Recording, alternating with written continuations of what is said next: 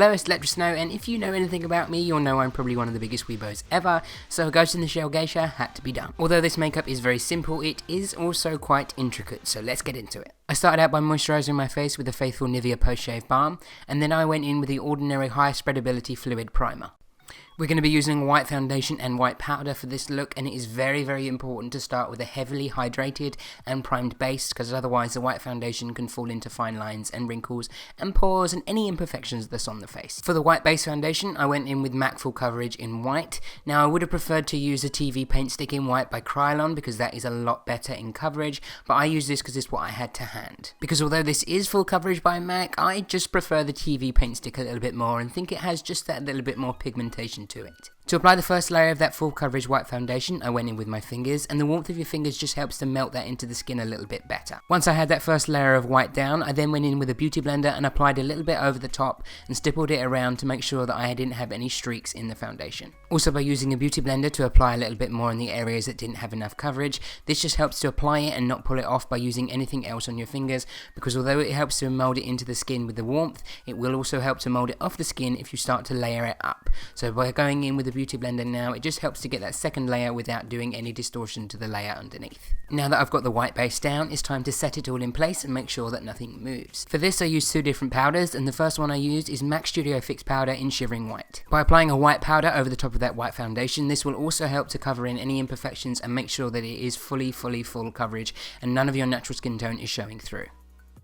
Once I had that MAC Shivering White laid down, I then went in with a loose face powder, and this is Neutral Set by Ben Nye. Now this is a colourless face powder, although it will give some kind of a white cast to the skin if you heavily pack it on. I don't necessarily use this in this instance for getting the white coverage, but this will just help to push into the skin so that if there's any pores, fine lines or imperfections, this will help to fill them in and cover anything that looks bad on the skin. This is somewhat reminiscent of a white chicks moment, but you do really want to heavily pack that powder onto the face, because as you heard me mention just now, white foundation will show up anything that is wrong with your skin, so the more powder you pack on, the better you're going to look and the more airbrushed.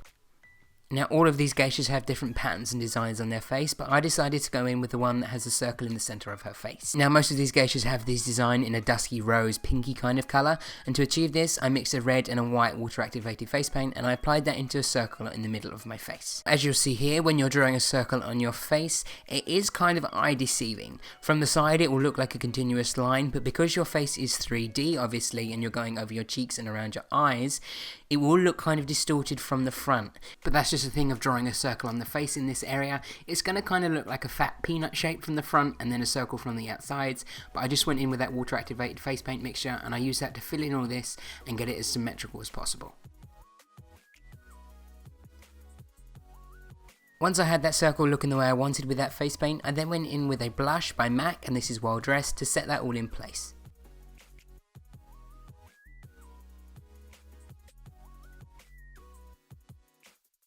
I then went in with a red cream face paint to apply the secondary designs that they have on their face.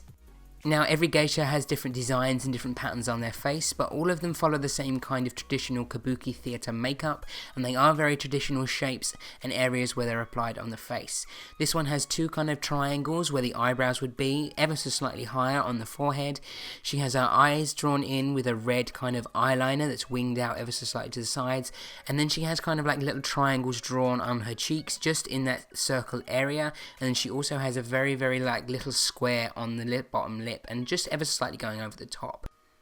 The technique for applying this eyeliner to the eyes is what you would do if you had hooded eyelids. So instead of it being applied to the lash line, you'd actually start by applying it into the crease, because this is the area that would be seen mostly by resting your eyes. So this is where you want to apply it, as making your line instead of along the lash. Now this can be quite tricky if you've never done it before, and you can apply it to the lash line and then look back up, so you kind of get the transfer where your line would be, but you want to start drawing that line in your crease and then following it out to the corner of the eye. Now you don't necessarily want to flick this out too much. I only make an ever so slight wing, otherwise it can look too draggy and very dramatic.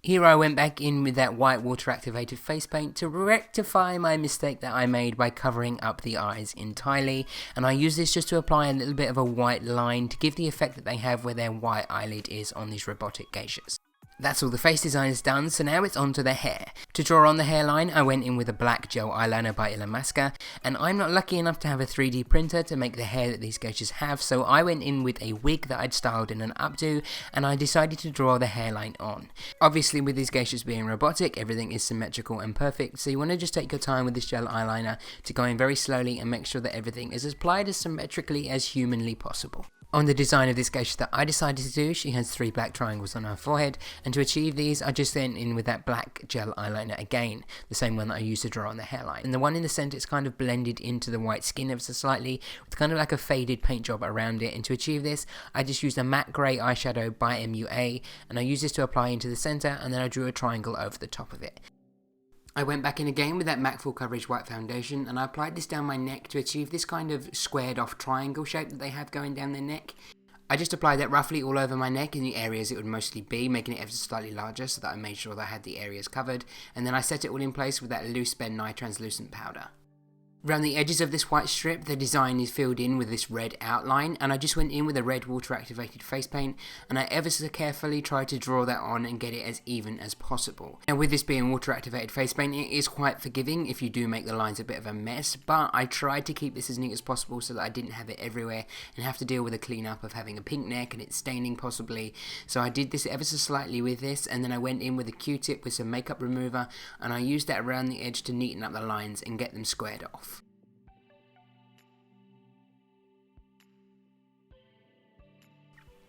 The final part of the face is going in, drawing in the segments where the face opens up, and to achieve this I used a grey matte eyeshadow by MUA again, and using a reference photo I slowly traced in these lines with that grey shadow, because these are the boundary lines where those segments would open up, because these robots have this creepy kind of face opening mechanism, and that's the main thing that made me want to do this transformation, but that's a little bit too advanced to do with just makeup.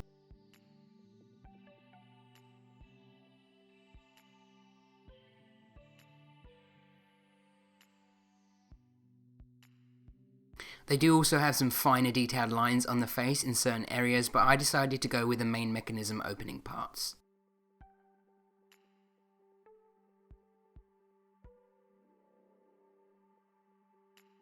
By using this shadow, some areas can end up looking a little bit too dark, so I just went back in with that MAC Studio Fix powder in Shivering White, and I patted that over the top with a powder puff just to make these lines slightly more translucent.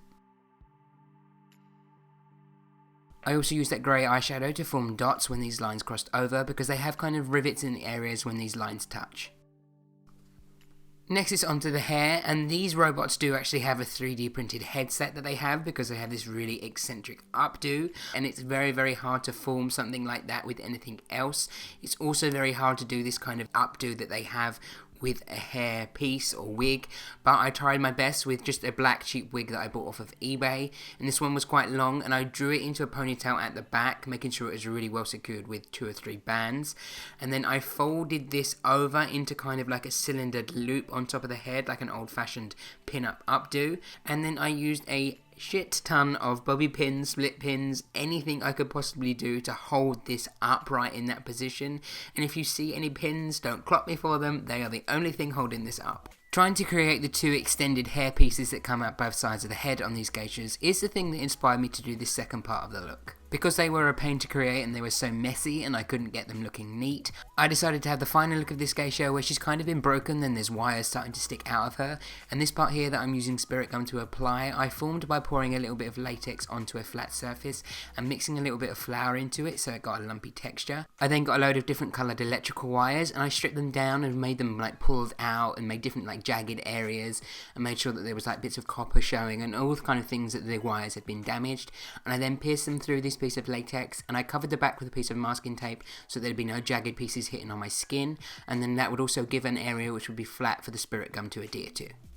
Finally, I coloured this piece of wiry latex into the corresponding colours that are on the face. And because this latex piece was quite thick, it never really blended into the skin very well. So the thing I did with this is I went around the edges with some more of that black gel eyeliner by ElectraSnow to kind of add the effect that this would be slightly risen off from the skin and to make it look like there's a hollow underneath. I then applied the 2 hair pieces to the sides of the head, and these were held on with a bit of a hope and a prayer, because they were quite heavy. I made the inside of these with a bit of wire, covered it with fabric, and then cut pieces of hair weft and glued them to it, and that effect made it really dodgy and like messy. So that, as I say, is the thing that made me want to do this broken down geisha. And these are held on with bobby pins, and I try and just wedge these in so that they stay stabled as best as they can to the wig base underneath. I wanted to keep the damage on the geisha mostly onto one side, so I used this opportunity to pierce some of those wires through the hair, because obviously these parts of the geisha would also be robotic. And then on the other side, I formed these flowers out of craft foam, then I just stitched some beads into the centres of them, added the gold chain and hot glued them to the hair.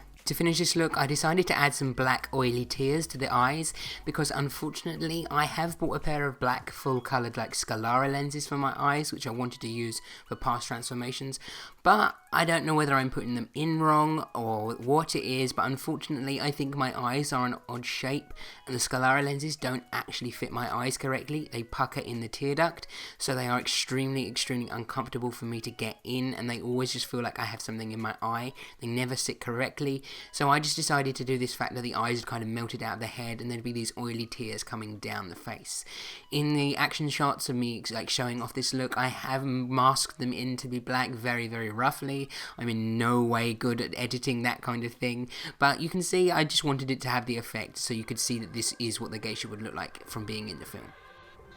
So yeah guys, I really hope you enjoyed this video. It's a little bit different from the other transformations that I've done before. Please give the video a thumbs up and subscribe if you haven't already, and until next time, bye bye!